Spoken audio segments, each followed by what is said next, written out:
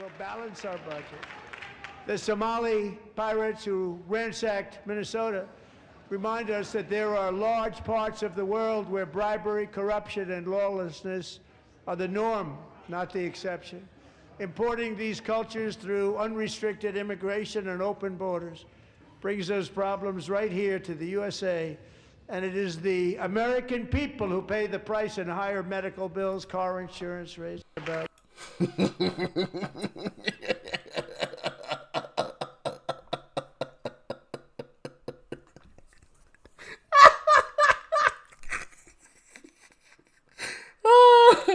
I love how the camera panned immediately to Ilhan Omar.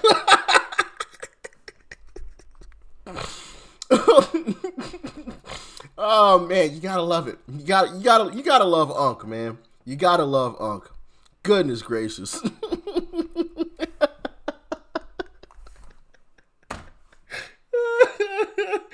Oh man. Oh man. Jeez Louise. Don't you love those family members who genuinely don't have a filter? Oh man, I feel like most families have at least one. Typically they're older, right? An older gentleman typically. Maybe sometimes it's the ladies, but they genuinely have like no filter. Like they'll just say whatever. Like one of your cousins will bring somebody to the gathering, you know, their new significant other, and like your aunt or your uncle or whoever else, right? Whoever has the non-filter will be like, who the fuck is that? What are you wearing? You know, we'll just say something crazy like, bro, chill, relax.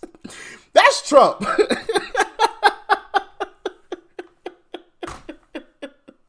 That's Trump, and I love it. Anyway, I'm sorry, I got sidetracked there a little bit. We got to talk about Ilhan Omar's alleged fraud, of course.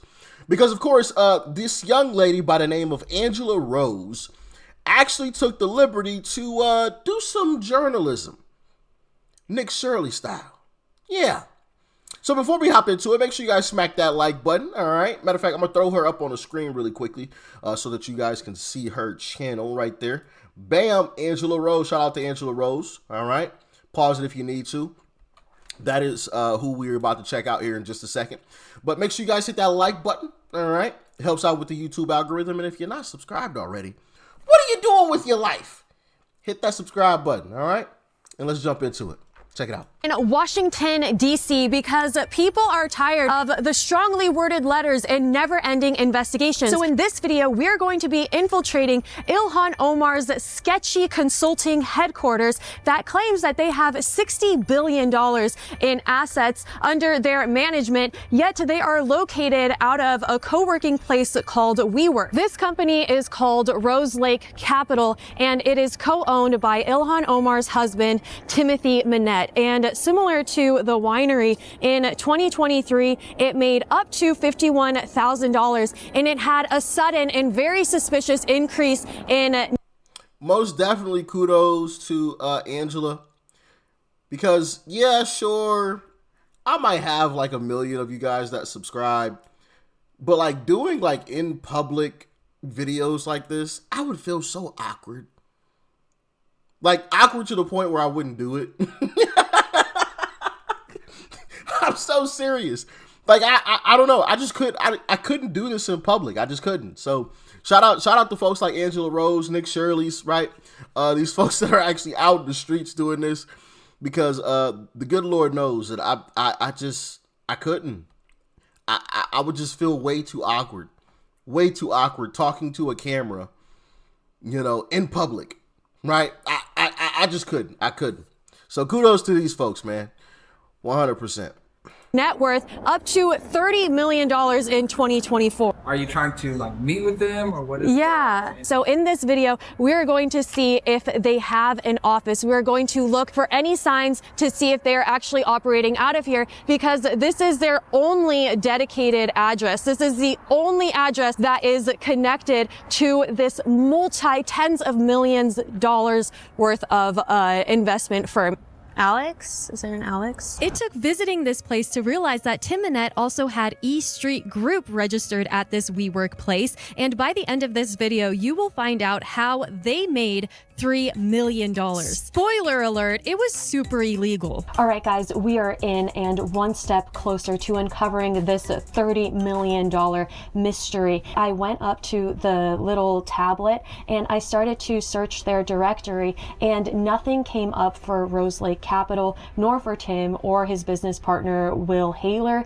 And even if those people weren't on there, it is very strange that Rose Lake Capital, investments, nothing was showing up for those key terms. So I'm going to try my hardest to look for any clues or signs that an office could be operating here. It is very normal to put your business sign on the door. I walked by every single office in this building, and everyone has their logos proudly displayed on the wall. I asked around for Rose Lake Capital and people were not familiar with it. I looked at every logo and Rose Lake Capital did not have an office here. That means they are using it exclusively for mailing or just for meeting spaces. Despite being such a large company, you would think that they would have teams and entire infrastructures or even an entire suite on Wall Street. In fact, if Rose Lake Capital wanted to grow, being here would be a great opportunity as it would open them up to so many potential clients. I did find one pretty strange looking office here though. District of Columbia Democratic Party. Interesting. It's like the only desk that's like a complete and utter mess. Blind Americans on a Goldilocks planet. Interesting stuff there. Interesting stuff.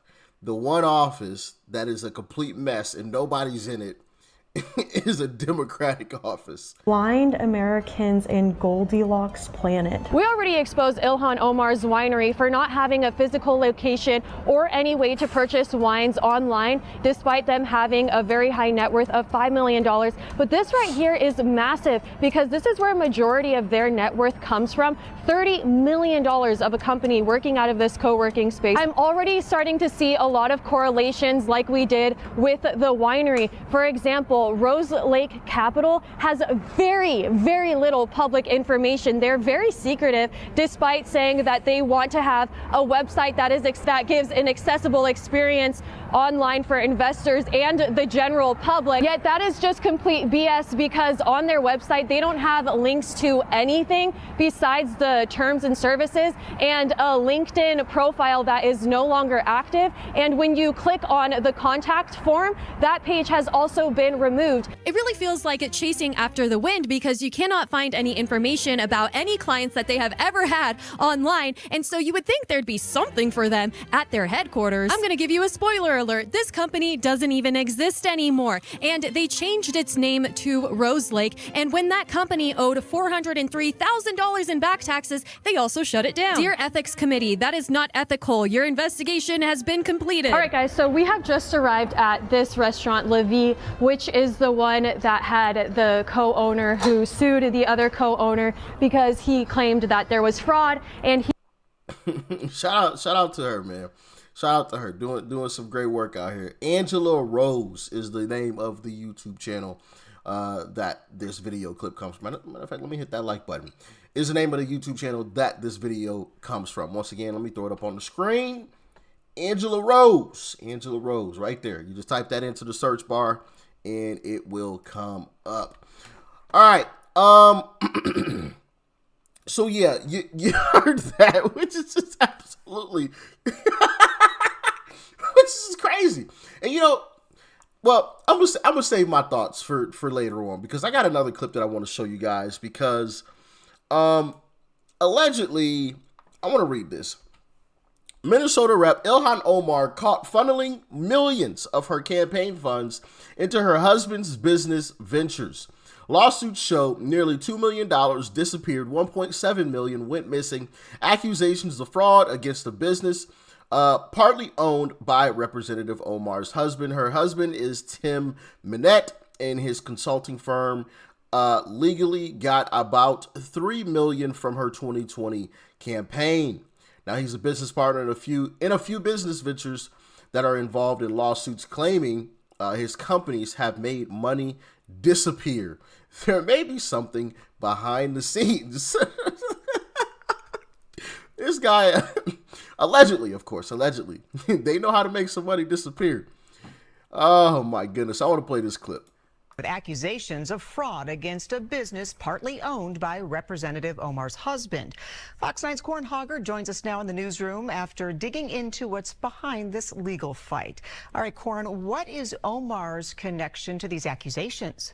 Karen, it's nothing directly. Her husband is Tim Mynett, and his consulting firm legally got about $3 million from her 2020 campaign. Now he's a business partner in a few business ventures that are involved in lawsuits claiming his companies have made money disappear. In the case of Tim Mynett, whose LinkedIn page shows he was a partner in the E Street Group along with Will Haler, there's no publicly known criminal investigation. But there may be something behind the scenes. We have connected with federal law enforcement on this. I believe that they're looking into it as we speak. Ned Horsted is the CEO of a South Dakota cannabis company that gave Haler and Mynett's company $3.5 million to kickstart investments, but ended up with about $1.8 million back and a court judgment, an IOU for the other $1.7 million. Omar's office tells me she has no involvement in any business ventures, and the situation reeks of political desperation. If you have a two-person business and one of them is a spouse of a member of Congress, it seems suspicious, to say the least, that they never knew about $3.5 million that came into the bank account. They never knew that 1.7 went missing. The lawyers for Mynett and Haler say they absolutely did not intend to defraud anyone in that cannabis business or in a winery deal that's also the subject of a civil lawsuit. So it sounds like this guy is under investigation, allegedly, all over the place, along with Ilhan Omar. Now, here comes my honest take. Nothing will happen. And here's why. This whole thing, I'm sure, well, this is just my personal opinion. I don't have any insider information or anything like that. Of course, all of this is alleged. But in my humble opinion, right, if everyone's making money off of this, if there's money getting thrown around hand over fist, which everybody's speculating that the whole Ukraine stuff was a bunch of money laundering. Everybody was speculating that Act Blue was a bunch of money laundering. So if there's that kind of money that's just being thrown around all over the place, do you think people are going to snitch on themselves? No. They're going to cover each other's butts. We just made millions of dollars each. And if you go down, I go down with you. Or if I go down, you go down. So neither one of us is saying anything. But then also, I'm sure that some judges, right, were paid off. At least, I should say I'm sure. I think some judges were probably paid off. Some lawyers, right, to try to hide things or obscure things as much as possible. Hey, if I'm the judge in this case, this is what, or if I'm the attorney, if I'm the DA in this case, this is what I'm trying to dig into. So make sure that there's nothing here. Make sure that you say this, or make sure that you write this down, or you put this on the check, or you know what I mean? Or put the money over here, because this is exactly where any DA is going to look in a case against you. This is where they're going to look. And if there's nothing here, well, then there's nothing to see. I mean, they might look over here in this other place, so make sure it's not there either, but you're good over here. Nobody's touching that. You know what I mean? And so common sense tells me nothing's going to happen. Nothing is going to happen. Not unless somebody snitches, and I highly doubt that's going to happen, because the snitch probably got some money too. Lots of money.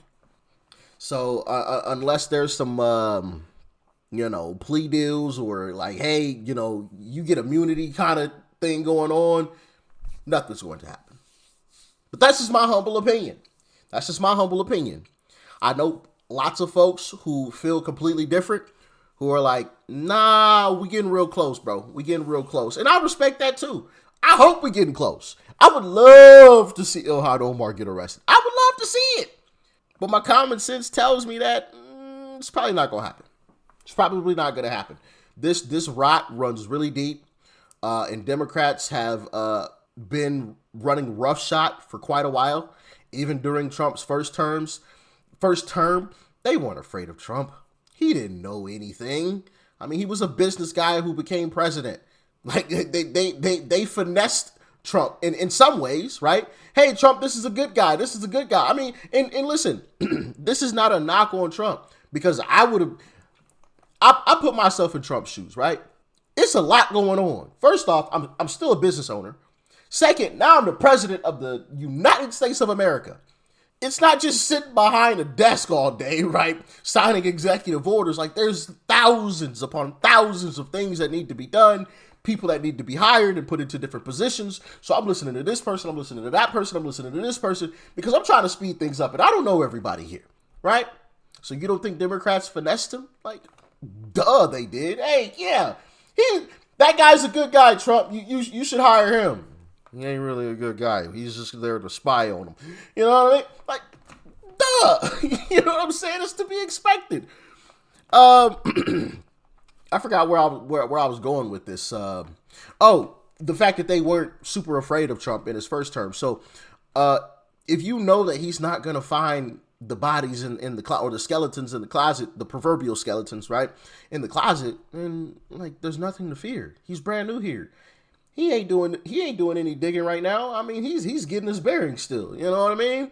Like, he's way over there trying to do X, Y, and Z while we got this going on over here. So that rot to me is really, really deep, and it's going to one, take us winning these midterms and ridding the Republican Party of the uniparty, the rhinos, the John Thunes of the world, the Susan Collins, the Lisa Murkowskis, the Mitch McConnells, the Lindsey Grahams, the uniparty folks, the Rand Pauls, Thomas Masseys, all of those folks. Anybody who was willing to work with these Democrats, we need to rid the party of them. They're no good. No good.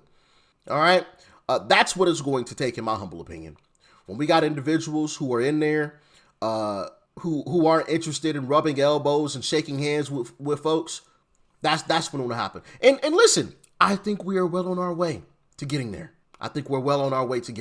Okay? John Cornyn, right, looks like he's in trouble. I've seen some polls that have come out recently, and Ken Paxton is beating him comfortably in these recent polls. So once again, we are well on our way. I think things are really taking a turn. And no, I'm not saying this just to make folks happy. Like, if I thought things were going bad, I would just tell you, like, yeah, it ain't looking good, guys.